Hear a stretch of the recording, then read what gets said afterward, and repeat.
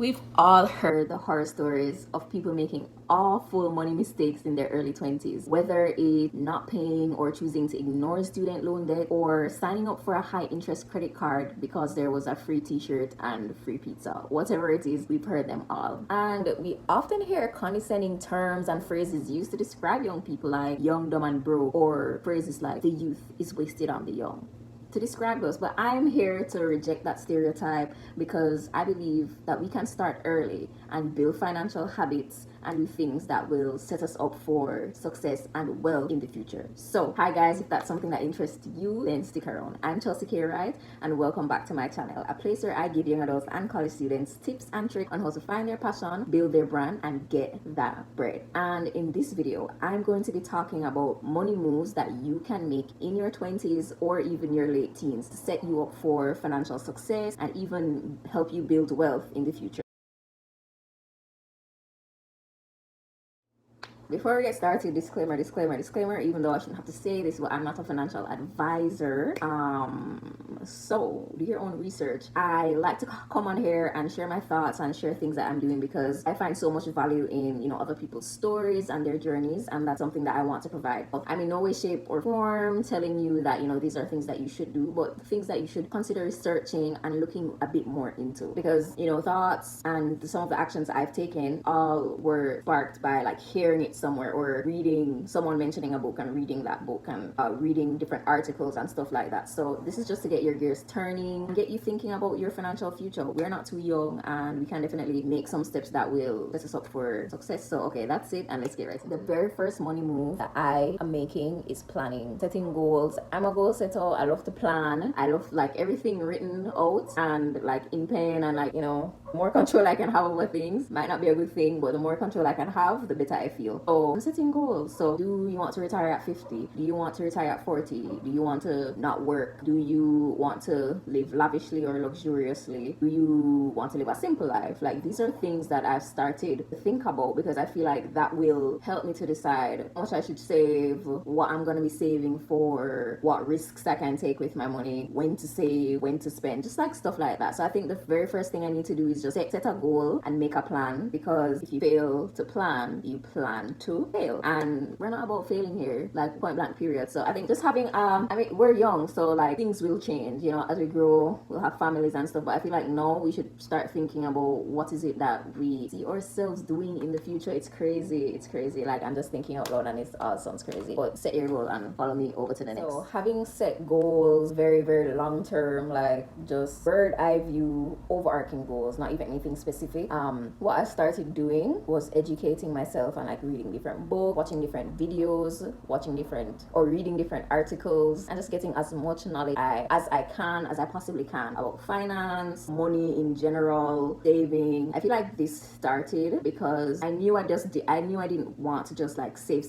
I felt like, saving is good, but if my time is, and this is something I learned through reading as well, if my time is linked to how much I can make, then eventually there's just going to be a cap, because I can only work so much. Like, if you can only work 40 hours a week, 40 times 4, that's 160 hours a month. Like, that's how much you can work. You want to be able to make money without having to, input your time consistently or without you being there. So they call it like passive, buzzword here, passive income. That's something that I learned and that I have really just dived everything that I have, all the time that I have, extra time that I have, into just thinking about and like learning about. Some of the books that I have read include Rich Dad Poor Dad. I feel like this is the staple book that you have to read. Even just listen to it. The audiobook is free on YouTube. Rich Dad Poor Dad, and it talks about, how the rich operate versus how the poor operate. And he had a rich dad and a poor dad, and the poor dad, worked. Rich dad bought assets, and the assets brought in money. So he worked to buy assets, and then the asset brought in the money. The opportunities are endless. Educate yourself. There's so many resources out there. A good page that I follow in terms of blogs, it's Clever Girl Finance, and she have a lot of budgeting tips as well, which has helped me a lot.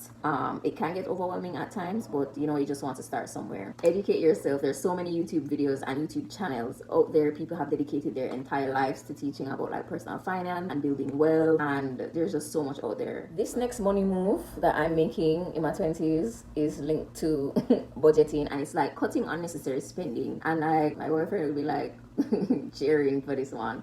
But like as I said, I realize I spend a lot of like unnecessary money, and I don't go crazy like buying clothes and stuff, but I eat out a lot. Like I love food. Contrary to popular belief and how I look, like I love eating out, and like I love just trying different foods, and that comes with a price. So I have to cook way more, as you've been seeing on this channel, Cooking with Chelsea, because I'm trying to get into the habit of cooking more. So things like that, like different miscellaneous things like subscriptions. Like, do I need Disney Plus, Hulu, Netflix? I don't need them. Where am I gonna find the time? At school, at work, you know? So just things like that. I just cut anything that is unnecessary for my well-being and my health. Like I need food, obviously. I need to pay rent, obviously. We need to buy gas. I can eat out once in a while. Obviously, if I need like a new pair of shoes, I'll get a new pair of shoes. But like anything unnecessary, then I cut it. And those are the things, trust me, they add up. So I have,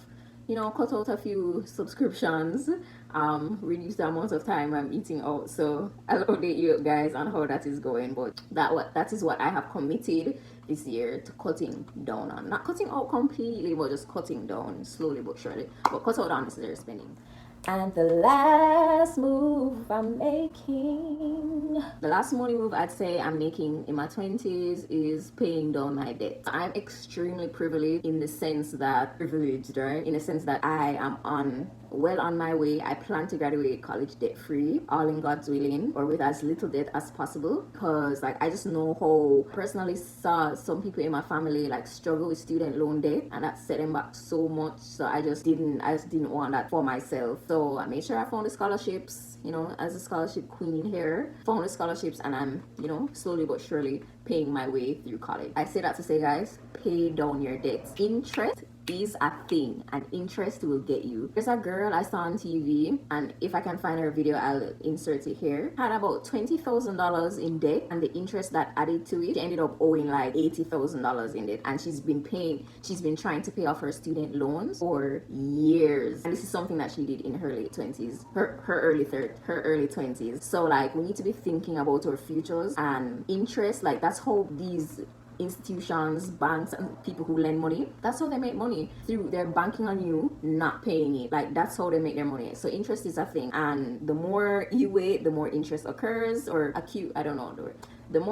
The more you wait, the more interest that adds on to your money. So if you can, pay off your credit card in full every single month, so you don't have a balance, and so you don't have an interest adding to that balance. So you want to do that, then if you can, please find and apply for scholarships and take out as little loans as you possibly can. And if you have to take out student loans, then anything you get, make sure that you're paying down that principal, so that there's less and less interest on it. That is it for the video, guys. I hope it helped. This is my first video like this. I don't know, I felt called to share this info because I have been having a revelation right now. I'm a senior in college, big senior, and these are things that I'm thinking about, and I feel like it would just be a disservice of me not to share the things that are currently on my mind and things that I'm currently thinking about. So if you like this video, if you want me to talk about more things, or like if you want me to keep you guys updated of how my financial plans and journey is going, then let me know, and I'd be happy to make another video. Until then, please like, comment, and subscribe, and feel free to check out my other videos regarding money and scholarships and all of that lovely stuff. So like, comment, and subscribe, and I will see you in my next video. Bye.